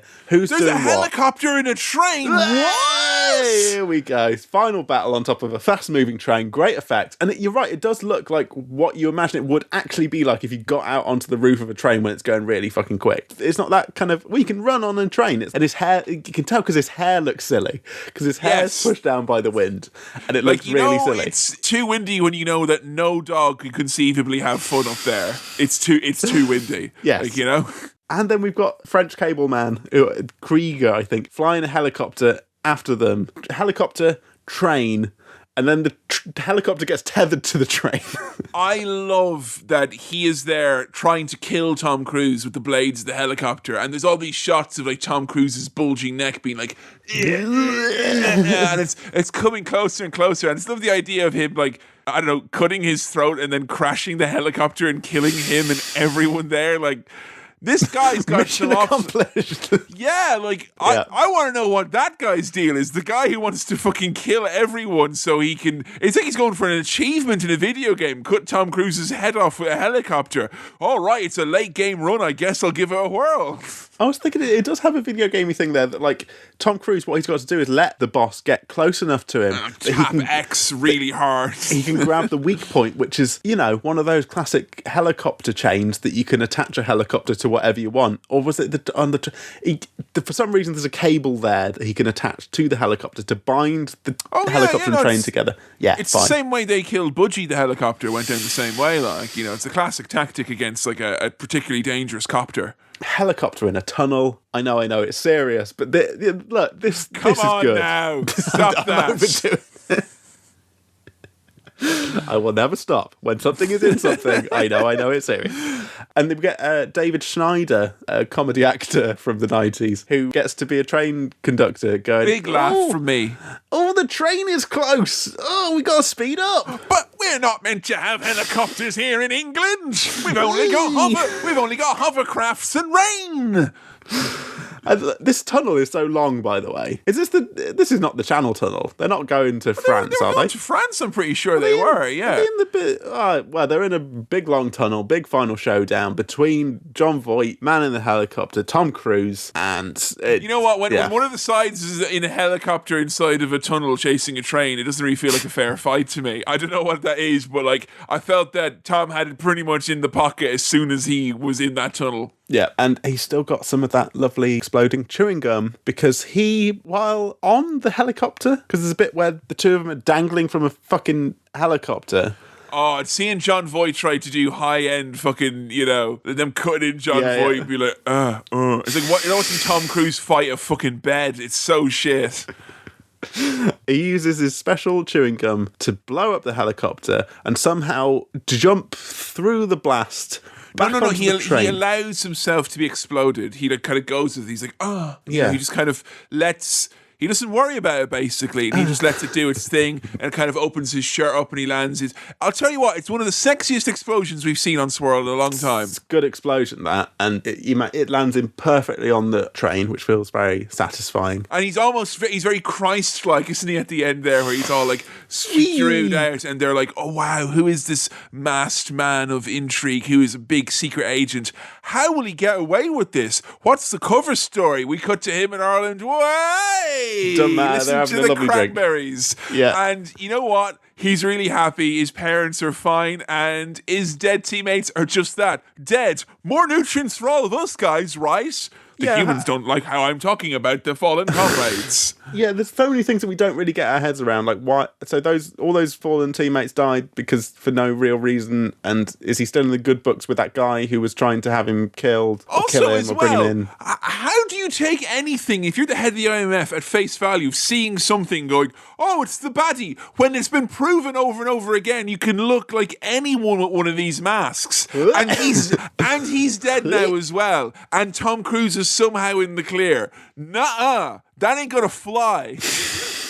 But it doesn't matter, because Tom Cruise and Bing Rames having a lovely drink in a pub going, way! He makes out at the end. It's so lazy. It's so silly. And Bing Rames was like, you gotta join up with me and do some more missions for the CIA and the IMF. And Tom Cruise is like, nah, I think I've left that life behind me now. And then he goes on a plane and the lady comes up and is like, do you want to be a secret agent? Yes. Yes, please. Yes, please. Do.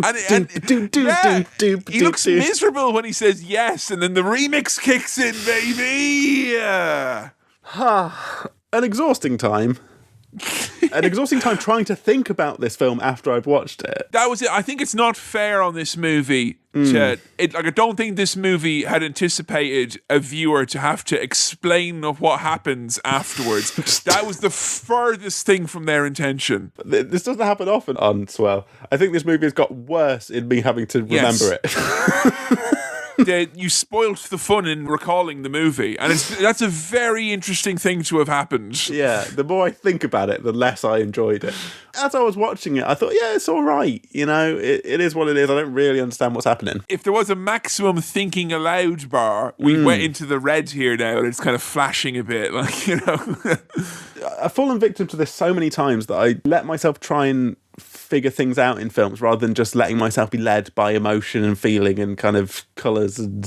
I think that's what this film is trying to do. It's trying to go, hey, this stuff is happening, but you don't really need to know. You just need to kind of feel your way through it. Just go in kind of... I was feeling like that, and then I realised if I didn't start thinking at some point, I'd have fucking nothing to talk about. Yeah, why is he bad? Who's he? What's going on with this? Honestly, it works in some respects because it bamboozles the senses. But Yes. I would have rather been bamboozled by non-stop explosions, he says, not knowing if Mission Impossible 2 is around the corner or not. I don't even know what to say about this film. Would you want to watch it again? No, not really. Were you at any point, and I think this is this movie, we could all agree, is meant to be high octane. Whatever the brand of it, it's meant to be like, yeah. Were you close to fist pump in the air, getting that feeling? You know the feeling I'm talking about, the action movie thrill ride feeling. There was tense and exciting bits. The dangling down into the vaults, good. The first mission, good.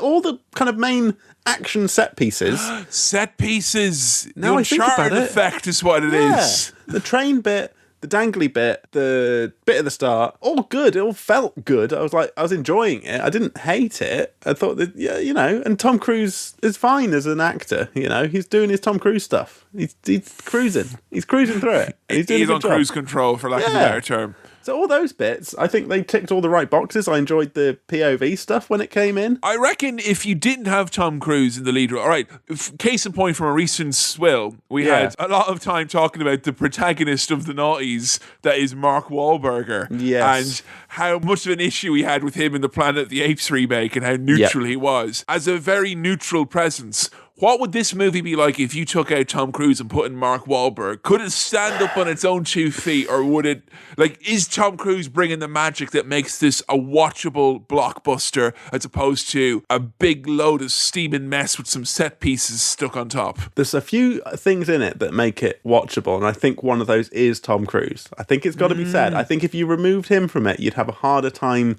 feeling okay about how confused you are. They wouldn't have made another one if Tom Cruise wasn't at the helm. No. Also, I'm not silly, am I? This is confusing, this film. You don't really know what's going on. I think you're going to get it from different fronts. There'll be people who think you're silly that you didn't understand the plot. There'll be people who think you're silly for trying to understand the plot. Yes. And there are people who think you're silly for spending time, full stop, trying to Talking think. about this. As opposed to actually just going, Yeah.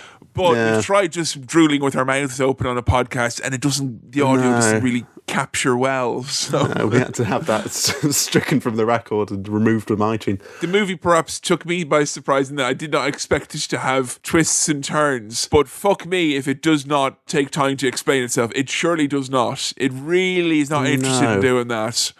Oh, this is weird because I've got to balance what I felt when I had first watched it. Maybe, if you're someone who watches a standard action movie, like a standard issue Bond, and you think, this is so fucking pedestrian, I'm so bored, I want a little bit more. If you're a bit more high functioning than Sam and me, maybe this would be a fucking delight for you. Okay, but I don't think the twists always make sense.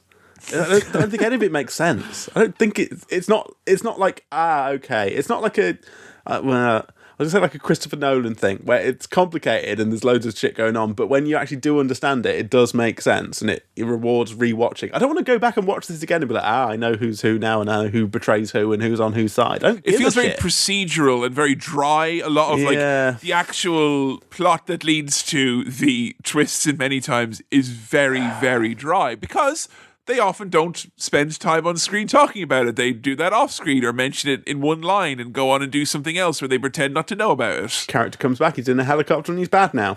Sure, he's been a baddie all along, and that's... Did you see the look in his eye? He's French. The knife was the same, Sam. I had a time with this, and I keep coming back to the fact that like my feelings have changed having talked about it, which is interesting. But you know what? When I said initial gut reaction... I was like, "Way!" Yeah, there was a lip smack at the start of that. Like, you know, there was perhaps a less. Like, I feel the explaining, while it did detract, it didn't necessarily bring you to where you were. I feel like you were there kind of already. Yeah, I don't know. I mean, we have watched a very high octane, much sillier, much more, trying to be fun and funny action spy adventure not that long ago. Yeah. I don't know if that was in your mind much when you were watching it, if True Lies was hovering over this. Because that was much more fun. This wasn't those set pieces. I thought they were good, but were they fun? Does that matter? That can't be the... No, it does. It really does. Yeah. In a movie like this, it does matter if it's fun. Okay. I don't think a movie that ends with a train being chased by a helicopter. If you're going... Was it fun? Like if you don't think that's immediately fun, I mean, I thought that's fun, but if you don't think that's immediately fun, then I don't know. Like, really in a bind. I don't know if you can see the cogs turning in my head trying to work out seriously. There's a dot coming here, so I'm going to ask you. I'm flipping between two different things. Okay, well, do your mental coin toss and then tell me your star wipe rating for Mission Impossible. I've got an actual coin. Okay. Oh, look at this. I've got two in my head. Two different choices here, and I'm gonna... not two star wipes here. Oh, jeez. Well, I'm gonna assign one. Okay, that one's heads. All right. Do your assignments. Here we go. 2 star wipes. You jerk. You heard it here first. Oh, thanks for listening to another episode of Cinema Swirl. This episode was produced by Kevin, edited by me, Sam, and I also did the music. If you want to support the show, then patreon.com/cinemaswirl is the way to go. If you want to follow us on the socials, we're at Cinema Swirl on Twitter and facebook.com/Cinema Swirl on Facebook, which is where our votes for episodes take place. If you've got questions, queries, comments, or anything else for the mailbag, then send it on over to cinemaswirl@gmail.com. That's cinemaswirl@gmail.com. Please do keep recommending the show to your friends if you think they'll like it, or even if you don't think they'll like it, just recommend it anyway. Oh, and if there are any bits in recent episodes that you think would make particularly nice video clips, you know, the kind of thing we've had on our socials recently, then send us a tweet and let us know. Alright, we'll see you next time. Cheers, bye.